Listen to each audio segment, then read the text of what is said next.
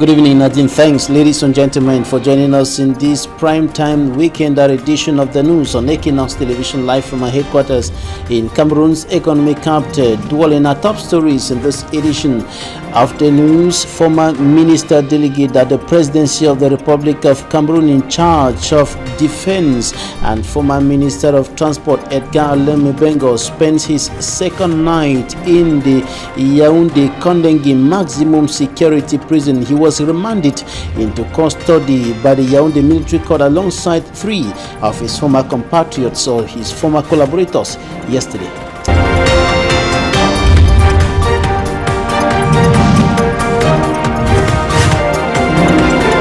Right, Nadine. Cameroon's former minister delegate at the presidency in charge of defense, former minister of transport Edgar Lemmebengo, he's spending his second night at the Kondengi maximum security prison in the nation's political capital, Yaoundé. He was arrested and remanded into custody alongside 3 of his former colleagues by the Special Criminal Court over the alleged embezzlement of over 195 billion francs CFA in connection to the purchase of military equipments between 2010 and 2014. Details in this report.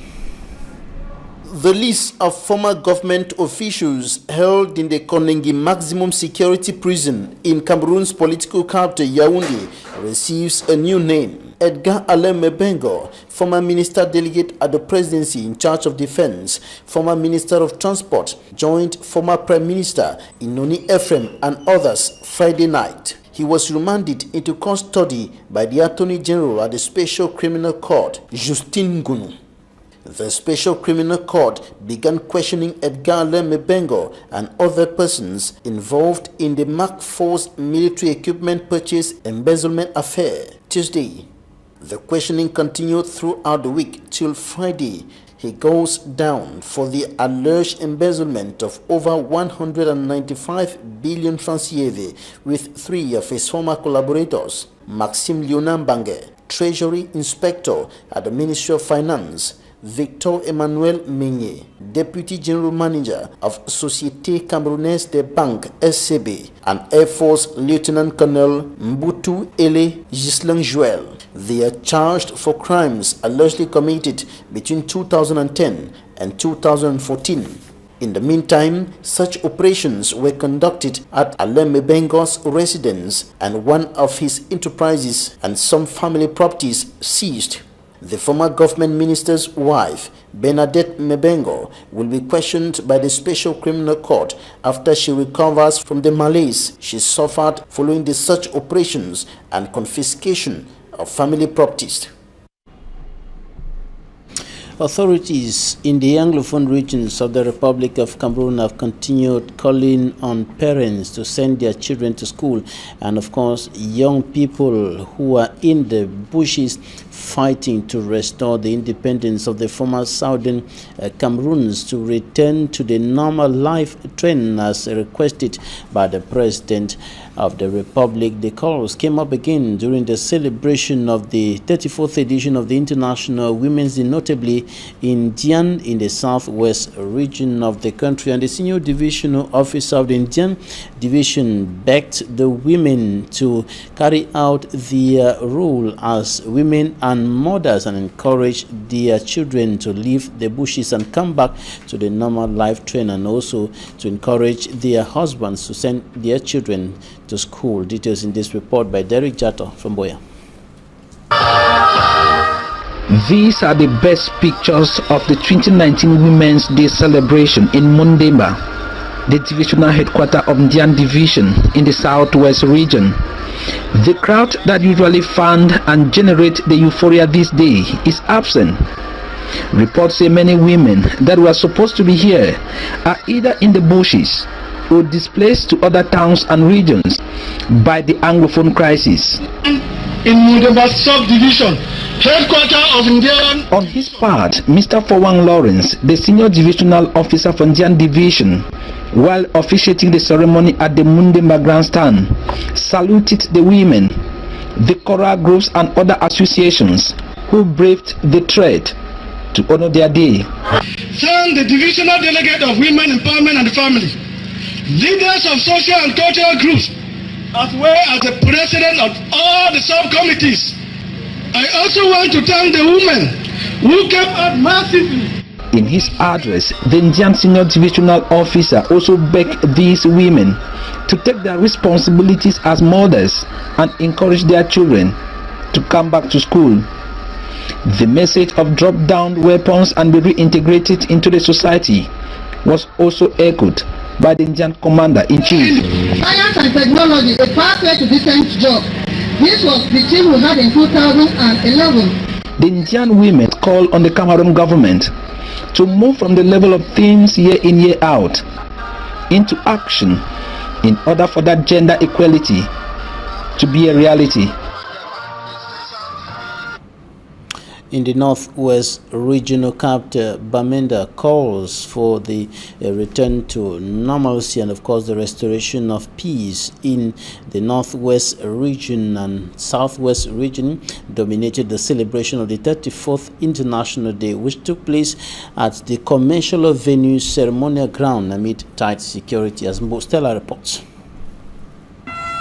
The arrival of Northwest Governor Adolphe Lily Lafrique at the Commercial Avenue Grandstand marked the start of activities to commemorate the 34th edition of the International Women's Day in Bamenda. The governor's arrival was described by critics as unusual and an indication that all is not well, given that the governor in the past has often had a female bodyguard and a female escort rider accompany him to the ceremonial ground. During this year's commemoration, it was not the case. Even though a majority of the women preferred staying at home for fear of the unknown, some braved the odds and gathered at the grandstand to make their voices heard. They say they are tired of the killings, the rapings, and every act that is as a result of the sociopolitical upheavals in the Northwest and Southwest regions. They equally called on the parties involved to dialogue for peace to return to a region where insecurity has taken the center stage for over 2 years now. In other divisions of the region, like in Bui Division, reports say the women did not even show up at the Kumbu Grandstand. It was a near similar scenario in Bengui, chief town of Momo Division, where no woman showed up at the grandstand and no march past, an activity that is typical of the day, took place in Bengui. Rather, the women converged at the Presbyterian Church in Jembeng to ask God for intervention in the crisis, which has brought untold sufferings. The senior divisional officer for Momo, Absolute Monono, was with the women. We cannot be in a community where the business people are crying because business is virtually closing down. We cannot be in a community where children who are supposed to go to school are in their houses, where teenagers are pregnant, where young people have become delinquent, and you will know it. And so we are very happy that the women thought it wise that this day that they are supposed to be revendicating their rights of equality with men, they should use it in prayers to God so that He will bring back peace. The women are commemorating this year's edition at a time when gunmen are breaking into their homes and raping them alongside their girls. The most recent incident happened in the early hours of Monday, March 4th, where a 4 months pregnant woman was raped in her home at gunpoint. In his address, Governor Adolphe Lily Lafrique acknowledges the women's issues are known but calls on them to work towards restoring peace. Tell them that the head of state is aware of the fact that many of them were misled or forced into taking up arms against the fatherland, and that he is ready and willing to accept them back as prodigal sons. Tell them to drop their weapons, come out of the bushes, report themselves to the administrative, municipal, religious, or traditional authorities, and they shall be given the support they need to reintegrate the society and regain normal life. The after parties that have often characterized the day were absent. Drinking spots and restaurants in downtown Bamenda, as well as other divisional headquarters, were closed. It was the usual phenomenon known in the English-speaking regions as ghost town.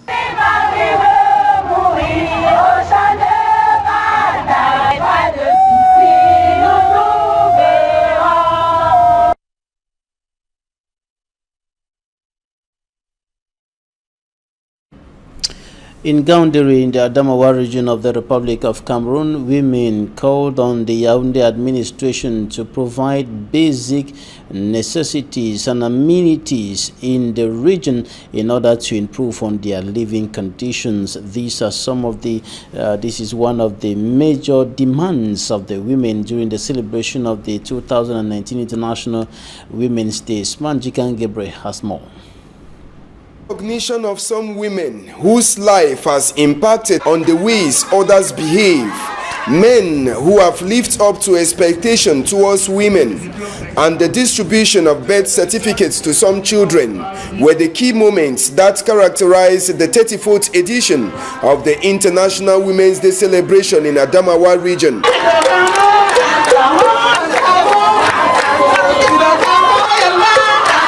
Presided at by the governor of the region, Kildadi Bukam, women of Ngaoundéré used the platform to address some of their key problems, which all centered around the lack of social amenities. Les coupures intempestives d'eau et d'électricité, et que c'est les femmes qui sont les principales victimes. The women are, however, aware that between them and men there is no match. It is not that we are challenging the men, it is that we are assisting our men, especially in the times of difficulties. Because as a woman, if you live in the house without doing anything, that your own work is only to work in the kitchen, prepare food and give to the children, it is not all that nice, because tomorrow if it happens that your husband is not around, who will help your children? The celebrations witnessed a timid turnout due to the lack of the Women's Day wrapper. A woman sends this advice to her peers. I begged and plead with the women that we should not misinterpret this day. We should not misbehave outside. We should not go and be drinking in the bars and carry up our cabas to show our nakedness. The 34th edition of the International Women's Day ended with a march past grouping women from all walks of life in Ngaoundéré. The National Bureau of the Popular Action Party has issued a statement notably concerning the resignation of Justice Ayapola Bini as president of that political party. The party has denied allegations of a power tussle which is said to have provoked the resignation of Justice Ayapola Bini. An official of the party told us that there is no such thing and there has never been any such thing within the Popular Action Party. Immaculate Fogwe. Following the resignation of Honorable Justice Ayapola Bini from his position as National President of the Popular Action Party on the 4th of March 2019, one of the executive members of the party explains that his resignation did not stem from any squabble in the party, as rumors hold. His resignation, it has nothing to do within an issue like an internal squabble of the party. His resignation came within a backdrop that he clearly said it and openly said it in front of those who can have access to his Facebook page, said openly that the condition in which the country finds itself does not really guarantee a smooth manner in which one can carry out political activities.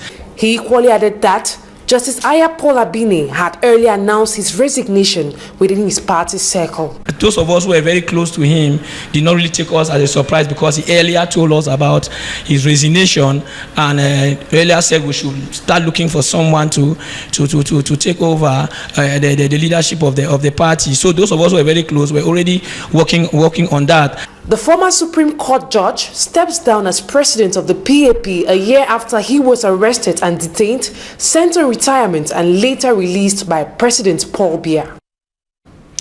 And lawyers of the Cameroon Renaissance Movement CRM political party of Professor Maurice Kamto continue mounting pressure on the authorities in Yaoundé to respect the rights of their clients, notably the national president of that political party, Professor Maurice Kamto, and other leaders, and over 200 militants arrested and detained in the nation's political capital, Yaoundé, over charges linked linked to hostilities and violence and non-respect of rights and, of course, the constitution of the country. They granted a press conference in Yaoundé, and during that press conference, they decried the fact that they have not been given the possibility to take their sick militants who have been detained to the hospital. For me, Armstrong Sander has more.